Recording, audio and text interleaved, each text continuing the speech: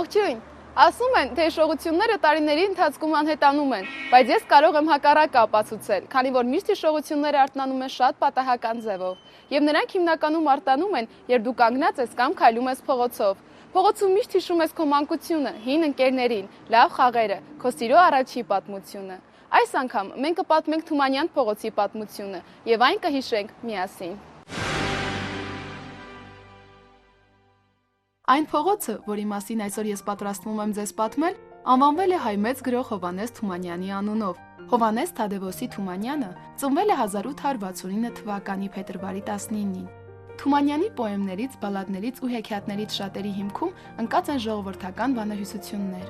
Հովհաննես Թումանյանը վախճանվել է 1923 թվականի մարտի 23-ին, 54 տարեկան հասակում։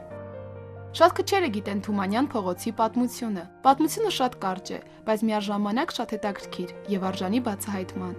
Թումանյան փողոցով անցնող ցանկացած անցորդ մի փոքր ավելի ուշադիր լինելով կարող է նկատել Հովհաննես Թումանյանի դիմանկարները եւ մի քանի փոքրիկ արձաններ, որոնք եւս մեկ անգամ հիշեցնում են քեզ այս փողոցի անվան մասին։ Թումանյանը միշտ եղել է հայ ազգի պարծանքը եւ պատահական չէ, որ փողոցը կոչվել է նրա անունով։ Շատ քչերը գիտեն, որ Թումանյան փողոցում շատ տարիներ առաջ եղել է հին Երևանի գինու ու կոնյակի գործարանը։ Գործարանը գործել է 1873 թվականից մինչև 1913 թվականը։ Գործարանն ուներ շատ գեղեցիկ նախշազարդերով կառուցված սյուներ։ Նաև Պսակ թերթի խմբագրությունը եւ քաղաքի վիճակագրական գրասենյակը։ 60 թվից էստեղ եմ ապրում։ Դիմացից խանութը,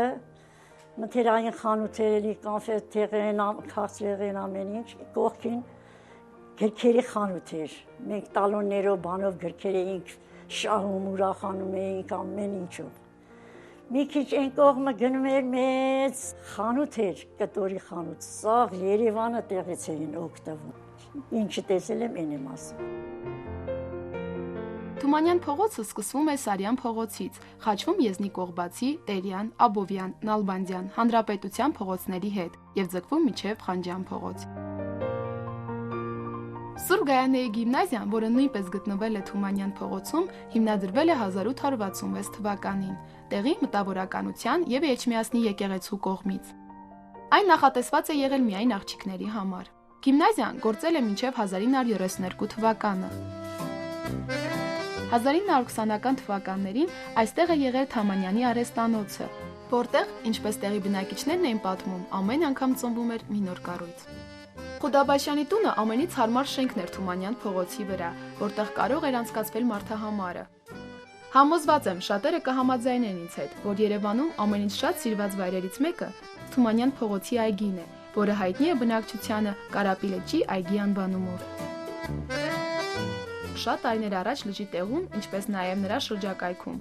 եղել են միայն փոքրիկ սեփական տներ, որոնցից շատերը կառուցվել են դեռևս առաջին համաշխարհային պատերազմի տարիներին թուրք եւ հայ բնակչության կողմից։ Կարապի լճը գտնվում է Ալեքսանդր Սպենդիարյանի անվան օպերայի եւ բալետի ազգային ակադեմիական թատրոնի հարևանությամբ։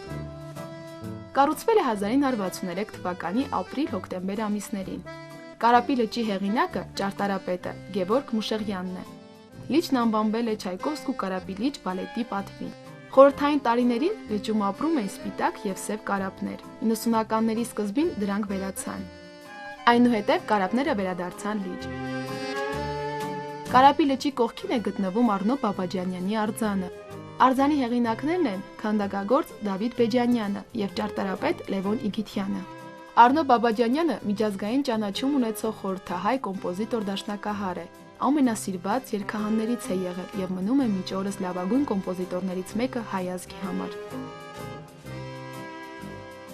Ճանապարհները տանում են մարդկանց տարբեր նպատակներով տարբեր վայրեր։ Նպատակները երբեմն լինում են բարի, երբեմն ոչ։ Ես համոզված եմ, որ ցանկացած ճանապարհ անցնելու համար պետք է շատ խիզախ լինել եւ պայքարել ցանկացած գնով։ Երևանը մշակութային քաղաք է։ Այն ունի մոտավորապես 201 փողոց, բայց այդ փողոցներից միայն մի քանիսն են տանում դեպի մշակութային օջախներ։ Մշակութային վառ փողոց է նաև Թումանյան փողոցը։ Շատերն ասում են, որ երիտասարդության ամենից սիրված վայրը հենց Թումանյան փողոցն է, որտեղ սովորաբար ստեղծվում է նոր սիրո պատմություն։ Թումանյան փողոցը տարբերվում է Երևանի մյուս փողոցներից։ Ասեմ նաև, որ Թումանյան փողոցում ապրել են նաև շատ հայտնի անձիկ, որոնցից են եղել ժողովրդական արտիստներ Շողիկ Մկրտչյանը, ով ապրել է 1937-ից 2000 թվականներ։ 1957-ից 1996 թվականներին Թումանյան 34 շենքում ապրել է հայ ականավոր գործիչ, կինոռեժիսոր Յուրի Երզնկյանը։ Այս ռեստորանի փոխարեն եղել է Երևան խանութը, որը 60-ական թվականներին եղել է մայրաքաղաք Երևանի ամենամեծ խանութը, որտեղ վաճառվում էին ամենահամեղ նրբերշիկները, բերված տարբեր երկրներից։ Նրա կողքին կանգնած էր փոքրիկ գարեջրի խանութը, որը բնականաբար տղամարդկանց սիրված վայրերից մեկն էր։ Մի փոքր ավելի վերև կար սրճաղաց եւ կոշիկի վերանորոգման կետ։ 1950-ական թվականներին Վալերի Բրյուսովի անվան լեզվաբանական համալսարանի տեղում եղել է կապի տեխնիկումը։ Իսկ շատ ավելի ուշ այն եղել է Թումանյան փողոցի երկհարկանի ամենագեղեցիկ հյուրանոցը։ Իսկ մի փոքր ավելի ներքև դեպի Խանջյան փողոցի ուղղությամբ եղել է Բերիայի անվան 29 դպրոցը, որտեղ 50-ական թվականներին սովորելու հնարավորություն են ունեցել բացառապես միայն տղամարդիկ։ Թումանյան փողոցի եւ Մաշտոց պողոտայի հատման անկյունում տեղակայված է Երևանի Ստեփան Շահումյանի անվան առաջի դպրոցը, որը կառուցվել է 1928 թվականին։ Այս փողոցում եղել է նաև համար 2-րդ հիվանդանոցը, որի տեղում հիմա կանգնած է Պետերբուրգի արտաքին տնտեսական կապերի տնտեսագիտության եւ իրավունքի ինստիտուտը։ Իսկ դրա կողքին եղել է հայ տպագրատունը, որին շրջապատել են եւս մի քանի փոքրիկ սեփական տներ։ Այս շրջանի տեղում տեղակայված է եղել Սպեցսվյազը։ Նրա կողքին երկհարկանի գեղեցիկ մի տուն էր կանգնած հայկական նախշազարդերով լի։ Մենք ապրում ենք բարձրաշխարհիկ ընտանիքում։ Մեծ եղբայրս, քույրս, ես եւ հարսս, եղբորս կինը։ Մի գեղեցիկ օր եղբայրս վերեց իր ընկերոջը, որ ինձ հավանի, համակրի։ Ինձ դուր չեկավ այդ երիտասարդը։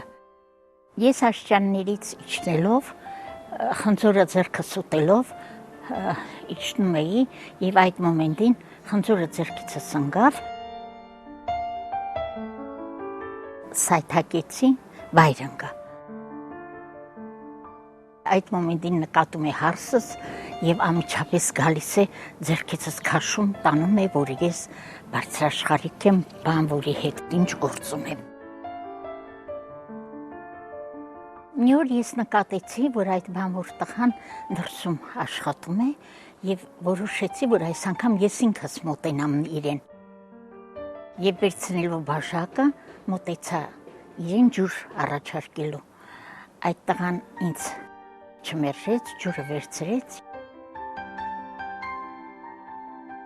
ինձ առաջարկեց, որ ես մի գեղեցիկ օր հանդիպեմ մի ուրիշ վայր։ Մենք թաքուն հանդիպեցինք անտառում եւ այդ խոսելու ընթացքում հարսս նորից հետևում է մեզ։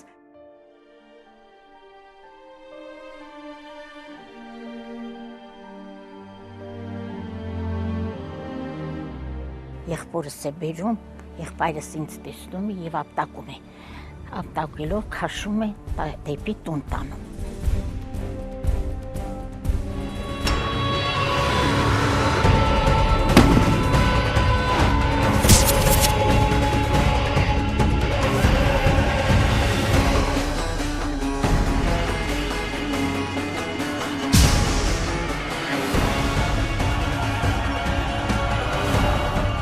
Եղբայրս ինձ տարավ նկուղը փակեց եւ քույրս այդ նկատելով, որ ես նկուղում եմ, եկավ գաղտնի բացեց նկուղի դուռը եւ ինձ հանեց այդտեղից։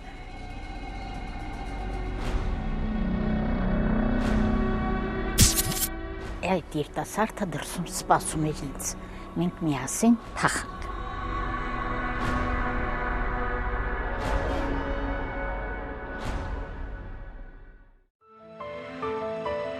Կարծում եմ կհամաձայնեք, որ Թումանյան փողոցը երեկոյան կարծես թե բաց սրճարան լինի երկնքի տակ, իսկ մթությունը այս փողոցին շատ ավելի խորհրդավոր տեսք է տալիս։ Այստեղով անցնող ցանկացած անցորդ կարող է հանդիպել բազում անակնկալների, եւ միգուցե մյուս անգամ, երբ դուք անցնեք այս փողոցով, հաջորդ անակնկալը լինի հենց ձերը։